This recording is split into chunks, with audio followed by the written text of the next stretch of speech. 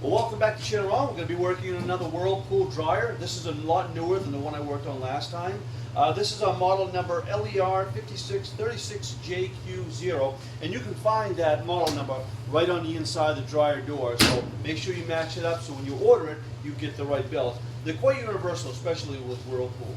So this is going to be really simple to do, much easier than the other one. Got a couple of snaps here, we have a couple of Phillips screws here, and then we have a couple of 5/16 bolts on the inside, and that's all there is to it. And then once we get in there, we're going to install the new belt. Let's go ahead and get started.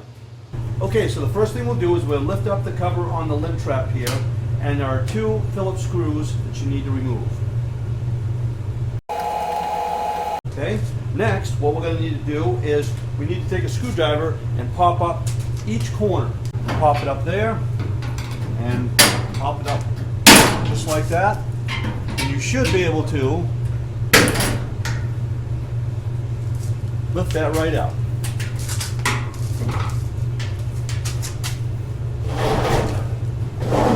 Pull that out of the way just so it can lean up against something. Next, you're going to have to disconnect the door switch, and that's done right here in the corner. So you might have to take a screwdriver just to kind of get it started. And disconnect that. Remove the two 5/16 screws on either side. Now once you've got those two screws out, all you need to do is just kind of pull up on that a little bit, and that will unlatch from two clips down below.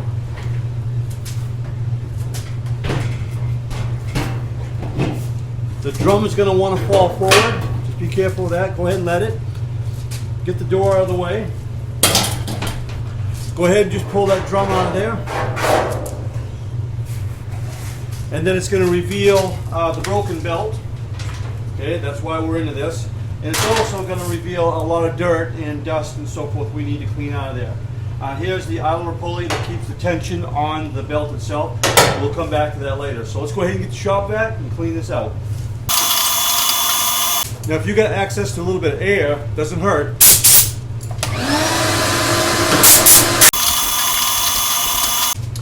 Alright, the next parts are a little bit more complicated because it would help if you had somebody else. But if you're doing this by yourself, it's going to be a little bit more tricky, but you can do this.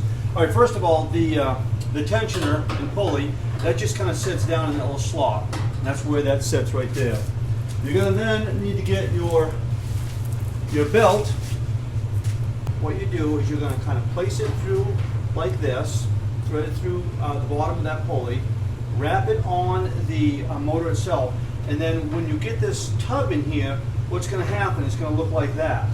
And now that you know how that's done, I'm going to take the belt off and I'm going to actually put it on the tub.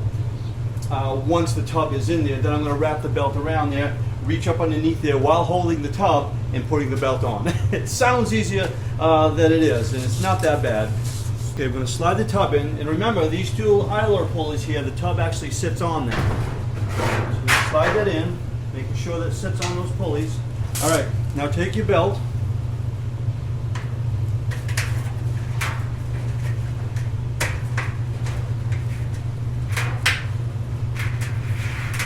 The groove side of the belt is down.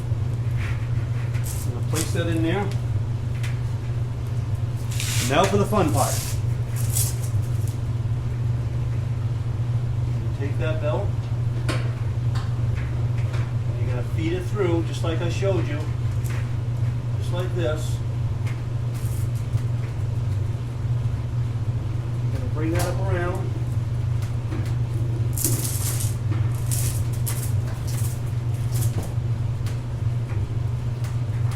Just like that.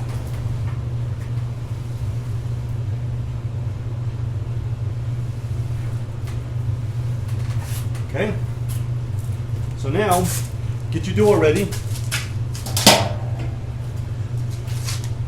Bring that over.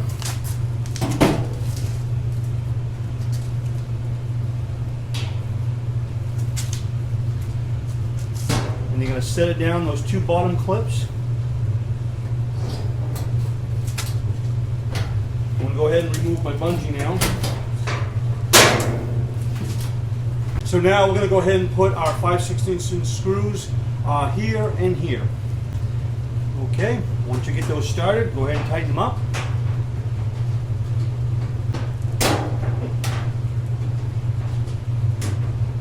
Now what I like to do is go ahead and turn that drum just to make sure that the belt is all aligned.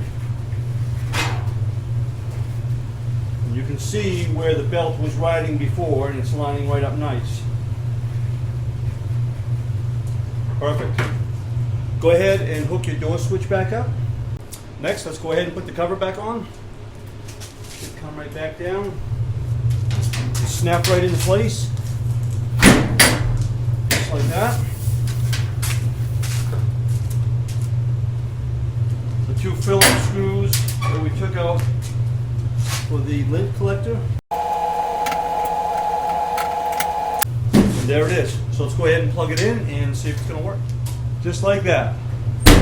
Another successful repair on the Whirlpool automatic heavy duty dryer. Thanks an awful lot for watching, and we'll see you on the next one.